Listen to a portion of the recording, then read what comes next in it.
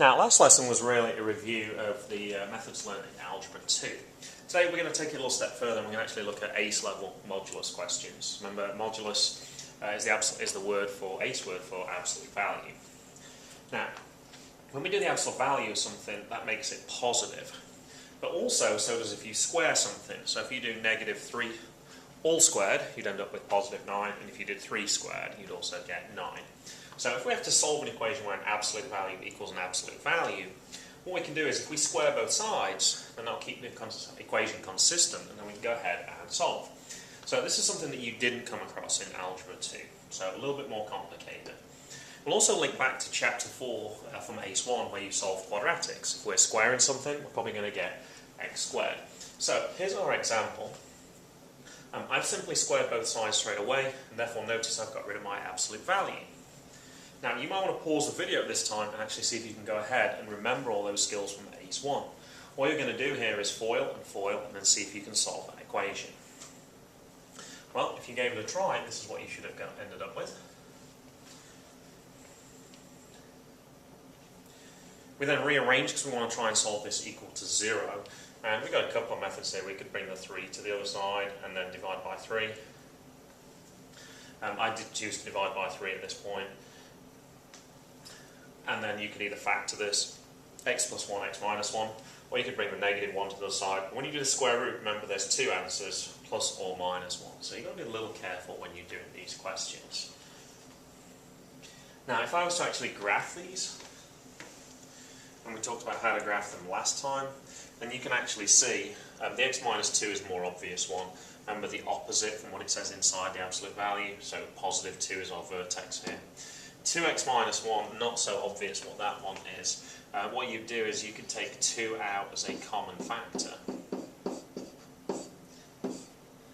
And then the absolute value of 2 is 2.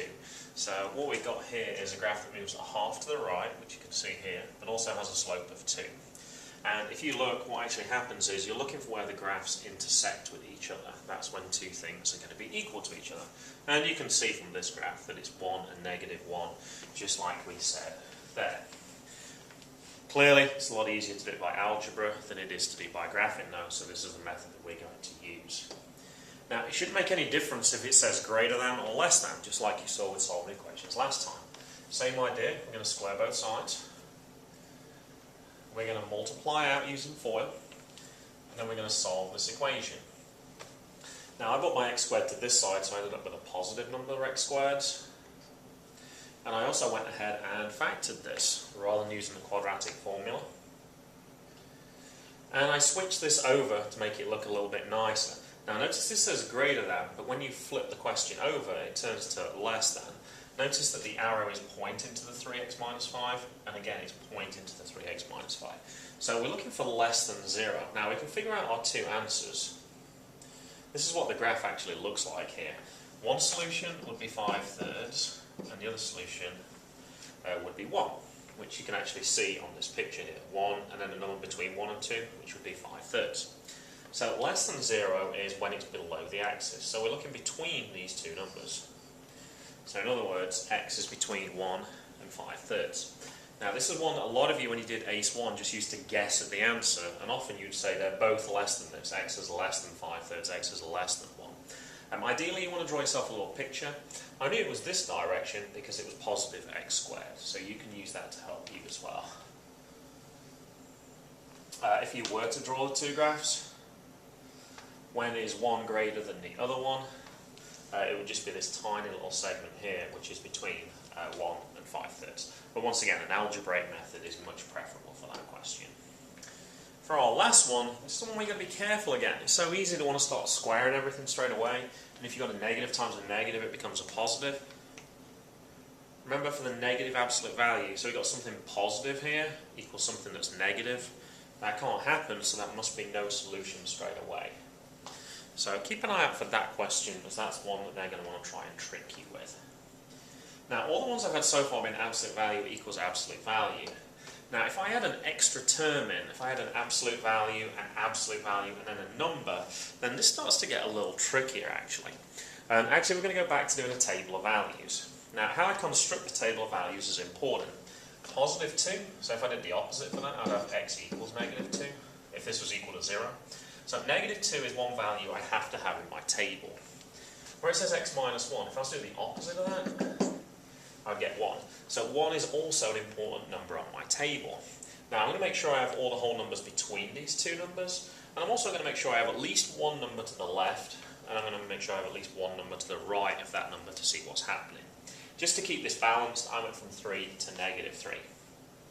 Then you plug in the numbers to see what actually happens. Ignoring this part,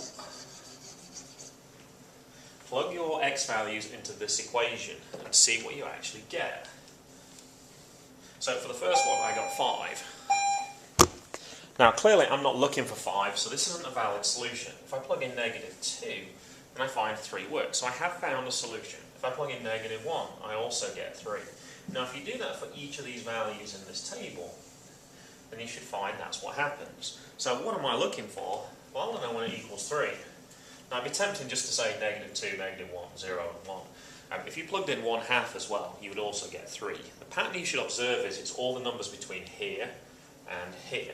So when we write down our answer, we should say it's between negative 2 and 1. Notice I have the equal signs here because I am allowed those two solutions. So when you've got two absolute values on the same side, and then a third term, you want to use a table of values to try and find your answer. Now we've got another one here as well. This time I made this one a subtract. You might want to pause the video just to make sure you can fill in the table of values correctly, and then we can look to see what the answers would be. So I'm going to ignore the net 3 part again. I'm just looking at this part here. I'm going to plug in negative 3, negative 2, negative 1. So we're plugging in all those values and we're just seeing what the answers actually come out to be. So this time, if I'm looking for ones where it's 3, I can see that it's these numbers here, and it's to the left of negative 1. So my answer should just be x is less than or equal to negative 1. Now you do have to be a little careful on these questions. If, for example, it said when does it equal 2, you might look at that table and think, oh, it never equals 2. However, notice it's going down from 3 to 1 here. So at some point it must equal 2. Now I chose 2 deliberately because it's halfway between. So actually, if I was to go halfway between those numbers, negative 1/2 would work as a solution as well. Now it could just be that there is a single answer. So if the question said for this one, when does it equal negative 1? Then the answer would be at x equals 1. Because we can see once we get past that point, it continues to go down, and then I only get negative 3s afterwards. So there is a little bit more thinking involved with the questions like this. You have to construct the table, but then also interpret what the table means. So take care when you're doing those questions.